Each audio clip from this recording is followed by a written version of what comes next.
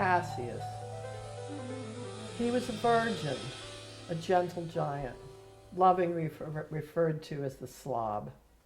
Cassius had been Neil's family dog, following on from dear old dog Timmy, who called the neighborhood his own and used to follow Neil to school. Cassius couldn't have been more different. A Welsh border collie, he lived for the stick, and that was about all. The family dog, the children grown, his life less than exciting. Whether he was resigned to his fate was debatable, but I like to think that the arrival of myself, Peggy, and eventually Dizzy livened things up for him. He was oblivious to all dogs. Even Tweety, the kestrel, failed to move him much. I remember one day towards the end when he took a positive liking to a leggy German shepherd. It was such a rare occurrence, I'd have liked to have let him fulfill his desires. It was, Neil assured me, a once-in-a-lifetime thing, but it was not to be. Bow was what he said, and he said it often. Down the hill and back again, stick, big stick, smaller stick, any stick. Bow, bow, bow, bow, bow, bow, bow. And on until you threw the stick and down he would go and back again, bow. Swimming in the ponds with Peggy and us, it was actually clean enough to do that in those days. And then the inevitable stick would be found, dragged ashore, sometimes with great difficulty. Bow! He used to curl up on the sofa at night very, very tightly. He could make himself Peggy's size, hoping we wouldn't notice he was there and make him get down. We knew. We just didn't mind. Eventually, I found out what really did it for him. And of course, it involved sticks. The drums. Neil used to rehearse his band in our basement flat, and Cassius liked nothing better than to flop himself right in front of those Ludwigs, settling down for a nice thrashing. Obviously, it spoke to some part of him. He was truly content just lying there for hours. Cassius found great happiness in his later days, was content to just follow along being part of everyone else's parade, up for whatever was happening. And there was a lot happening in those wild and crazy days, until one night he settled himself on the floor, listless, uninterested in food, and began his rites of passing.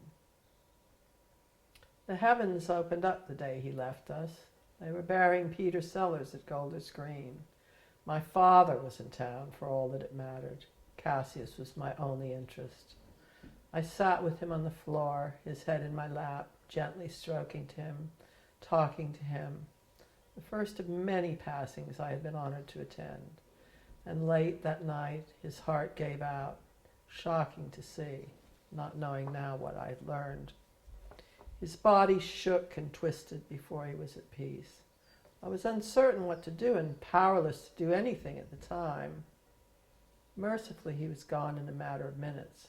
This is not always the case, and something you must deeply consider when allowing your animal to pass on naturally. I have a lot of experience and know remedies that will help, but it is not the path for every creature. When Cassius was gone, our old Mr. Kipling van served as a hearse. It had been an ambulance, a refuge, and now took the remains of our old beloved doggie to his final resting place. My blessing was that he chose to be with me. Bow, bow, bow, bow, bow, bow, bow. You used to smile when I talked about Zimbabwe. Angela Rippon, Mr. Nkomo, and Zaire. I came to Herb's through old dog Peggy. Painfully thin, we called her Mahatma Peggy. I used to walk with her on the street and she was on her last legs. Cars would stop and concerned people would approach me to tell me she was ill and needed attention. Sometimes people would shout at me to feed her. It could be distressing, but she was in no pain and still liked to walk, hunched up little skeleton that she was, glassy-eyed with cataracts.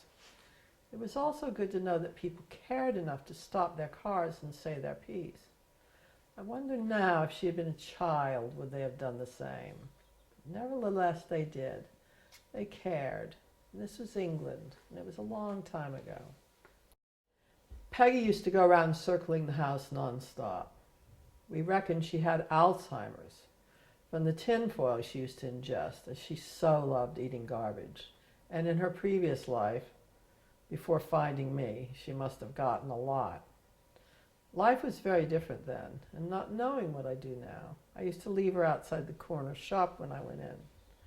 More often than not, I would come outside to find at least one person or more concerned that she was abandoned. "Whose little doggie are you?" they would ask, and she would milk it for all it was worth. She was really cool. She'd go anywhere with you, walking right by your side. She could totally hold her own and look after herself, no matter how large or threatening another dog. She was quite fearless until she heard the sound of a car backfiring, when she would take off and run like the wind. No one could catch her. I remember once, and only once, she ran straight under the front of a passing lane and emerged from the other side, totally unscathed. I was shaking for hours afterwards. I felt terrible for the driver of the car, but that was Peggy, and those were different times.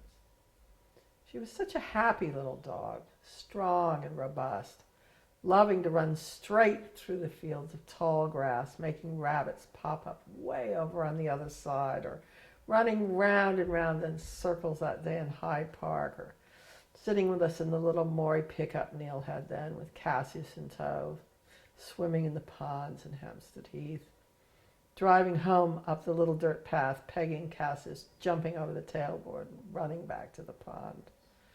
Her little toenails painted Matisse green, sitting on the bar stool or at a dinner party. The guests too pissed to notice she wasn't without fur. And that time in the late night cinema when we brought her inside during bad company and she barked at the gunshots. The only time I ever saw her truly upset was that day we went to Brighton and we went for a swim. She was on the shore and kept barking while we were in the water. It was unlike her to be so upset. There were friendly people on the beach nearby, but we put an end to our swim. I realize now that it was around the time her kidneys were starting to give out. In Chinese medicine, this is linked to fear. She started peeing in her sleep here and there. I was really upset because it meant extra washing, and in my ignorance, and I was blessed with much, I didn't realize she was ill. At first I imagined she was doing it on purpose, that she was maybe angry with me. Then she began losing weight quite rapidly, drinking loads of water. Eventually I put two and two together and realized something must be wrong. The vet in those days cost £8. We didn't have £8, but we went anyway. We walked across Primrose Hill late on a Friday afternoon. The sky was dark. Light rain was falling. The vet told us she had kidney failure, and that was about it. He suggested we stop giving her meat and for some reason to try her on Valium for the pain and not much else. I knew this was useless as I'd tried it once before and it made her very hyper. I could see how her nose was cracked and dry and how painfully hunched she was in the glaring light of his office. I was determined to do something for her to help her, whatever it took. I remembered seeing a card for a herbalist at the health food shop, and I had recently bought a small paperback about herbs. There seemed to be herbs which could help Peggy, but I wasn't sure which ones. I rang the herbalist and begged him to come. It turned out he'd just qualified and was technically not allowed to treat animals, but I wouldn't give up, and he came anyway. And this is how I met Christopher Headley.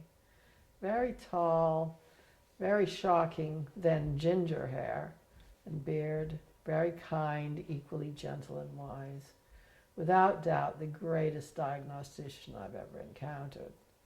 He took one look at old dog Peg and gave me some gravel root to reduce the pain and inflammation.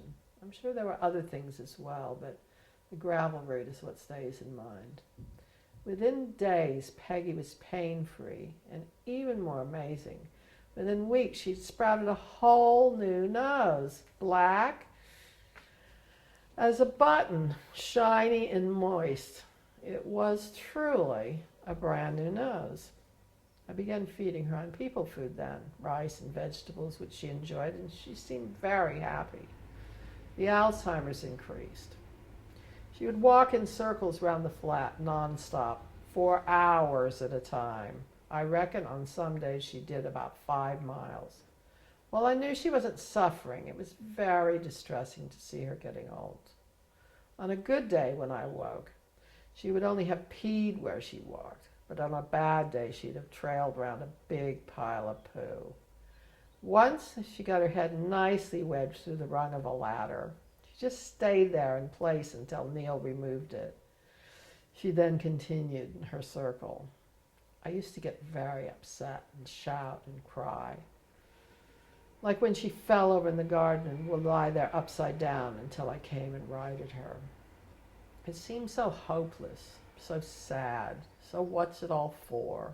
And everyone had some comment about how I should put her out of her misery. One day when Neil had had enough of my shouting and bad temper, he told me to get a grip, that I was ruining the quality of our lives. I'm still so very bullheaded and stubborn, but something he said rang true, and I knew right then I had to change. I began to enjoy the days I had with Peggy. I would recall all the wondrous years we had together, and I began to consider caring for her, however long we had, as an honor bestowed upon me by Peggy and the universe. This must have been my first glimpse of what was to come, but it changed everything. I realized that her gradual fading had a reason and was not just some random and meaningless bit of life's cruelties, even though I knew then that nothing then compared to what I had learned.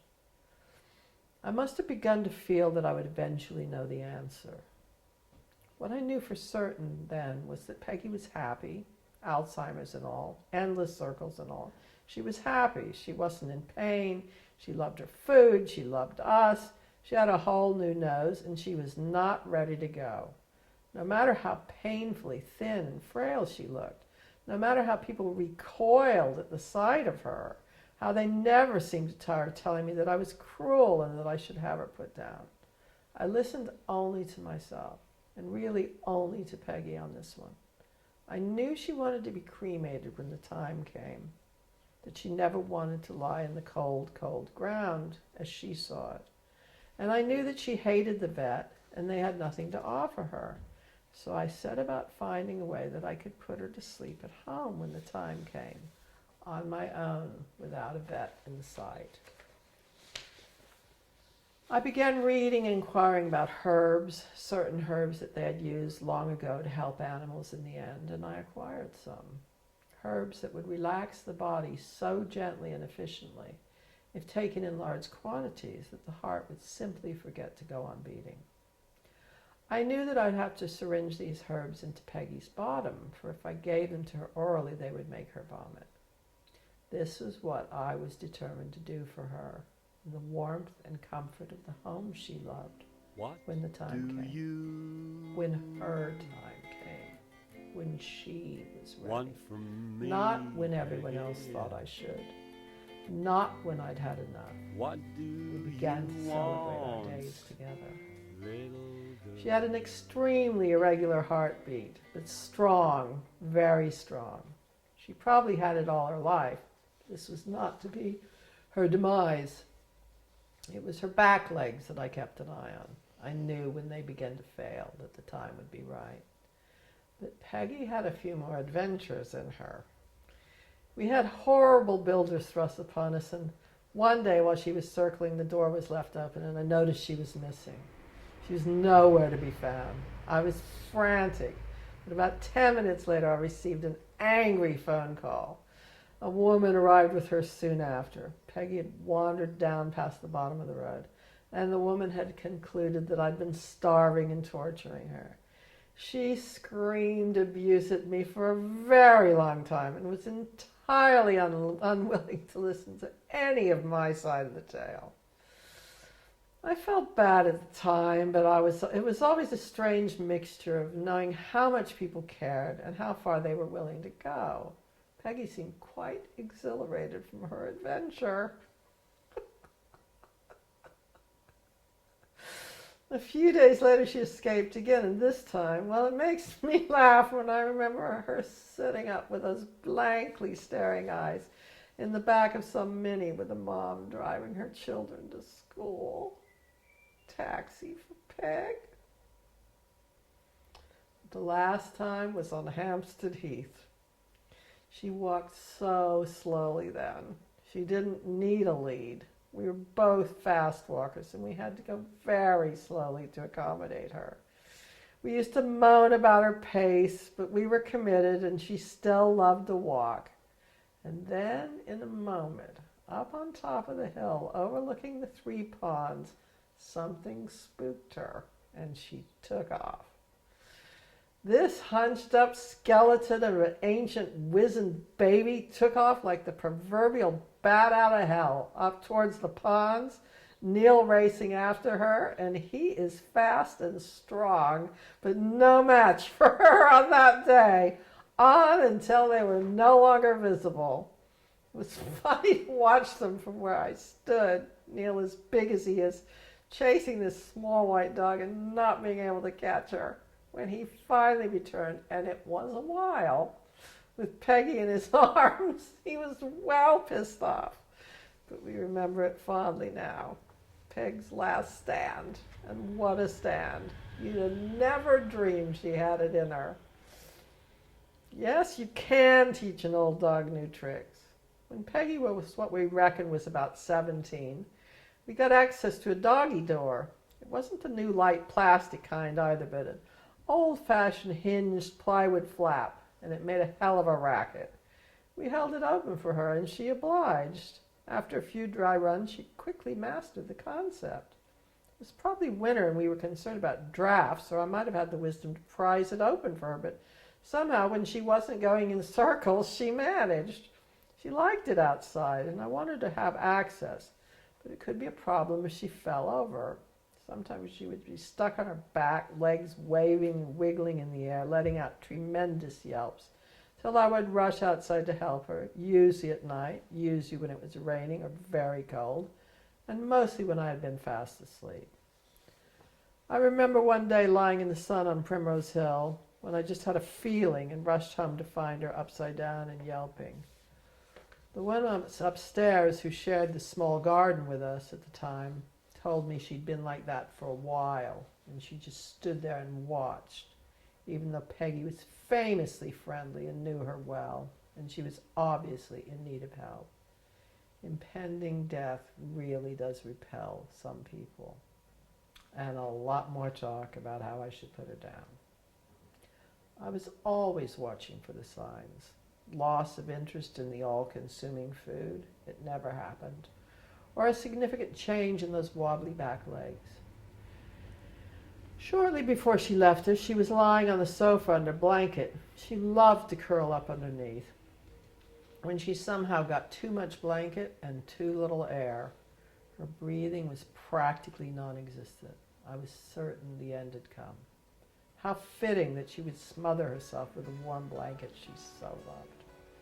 I ran to get Neil and tell him it was time. We wept buckets and played Here Comes the Sun for her while she lay there so still, barely breathing. But then, after giving us the opportunity to grieve for an hour or so and face the reality that she wouldn't always be with us, and I can remember well my first realization that that might be the case, and I used to wonder and muse on whether I'd actually be physically capable of surviving life without Peggy. So great would be the shock of her loss. Well, up she popped, right as rain, well, right as she could be, seemingly once again well invigorated by her experience. She had no doubt been to the other side, but decided that she was not quite ready yet, while we had been given a proper dress rehearsal for the inevitable. It was wonderful having her back, all radiant and panting. We felt a tremendous release, having let out so much of our sorrow. I have seen this happen many times with patients, as if they're giving us the opportunity to let go of a lot of it prior to their departure. And then one day she was standing in the garden, and I saw her begin to move. I thought those back legs seemed a little wobblier and a little less controlled. I knew the time had come. I rang up her friends and we had a little tea party for her. And as she ate cupcakes, we said our goodbyes. It was really lovely honoring her in this way, and of course her honoring us. But it was time, and it was between Peggy and myself. I thought she would be gone in minutes.